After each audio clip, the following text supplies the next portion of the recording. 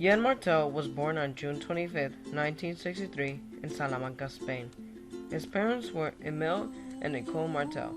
They are national residents of Canada, but Yann's father was working on his doctorate's degree. Martel's parents joined the Canadian Foreign Services. Yann grew up in many countries like Canada, Costa Rica, India, Iran, Turkey, France, Spain, and Mexico. Yann went to Trent University located in Ontario, Canada from 1981 to 1984, but graduated from Concordia University with a bachelor's degree in philosophy. He went through many jobs like being a security guard, tree planter, librarian, dishwasher, and parking lot attendant before knowing what he wanted to do for a living. At age 27, he worked full-time as a writer.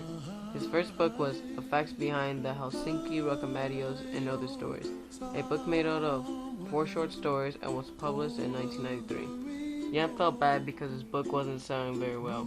3 years later, he published Self, his first novel, which is about his first 30 years of life, where the narrator has 2 gender changes and explains events from his early childhood. The book won 1 award.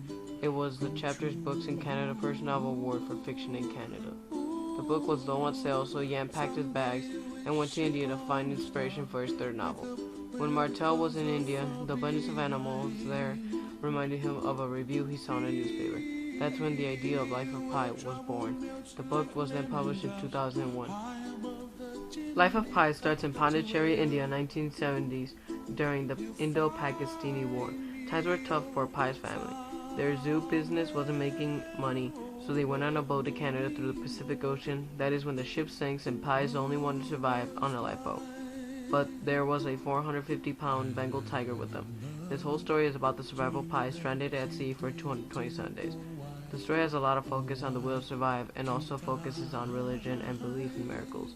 This book won many awards such as the Man Booker Prize, Bokeh Prize in South Africa, Commonwealth Writers' Prize on Best Book, Hugh McLennan Prize for Fiction in Canada, and Governor General's Literary Award for Fiction in Canada. Later, there was a short-lived conflict about Yann Martel plagiarizing the book Max and the Cats from Brazilian author Moacir Isquilhar. The author did not get anything out of that because even though both books were similar, Yann Martel has never read the book Max and the Cats.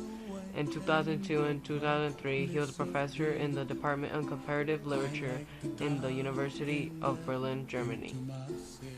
The next book he writes, published in 2009, is What is Stephen Harper Reading? This book is about persuading the Prime Minister of Canada to read. His 3rd novel is Beatrice and Virgil, and it was published in 2010. After World War II, Yann became interested in the Holocaust, and this is what inspired him to write the book. This book is about 2 stuffed animals, a donkey and a monkey inside a taxidermy shop, and are forced to see all the horrific things that the Nazis did to the Jews. This book is a metaphor to evoke the cruelty and death humans cause to animals who cannot speak for themselves. 101 Letters to the Prime Minister is a book that continues the book What is Stephen Harper Reading? 2012, this book is about sending the Prime Minister books with letters explaining why he should read the books he sends them. Right now, Yann Martel is still living and is located in Montreal, Canada, still writing books.